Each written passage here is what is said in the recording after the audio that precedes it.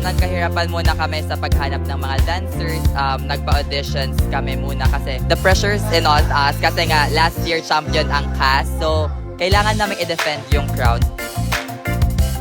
Final weeks din namin. Tapos, nagkakasabay-sabay yung competitions, yung mga lanterns, gano'n.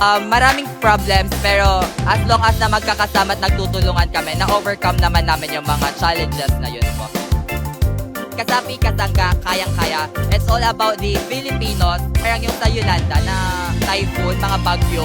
Pero kahit saan, despite of the challenges and circumstances, meron pa rin nag-spark na magtulong-tulungan at mag-celebrate ng Christmas. For the other departments, we will defend the crown and we will get the crown po. Yun lang naman po. Thank you so much po.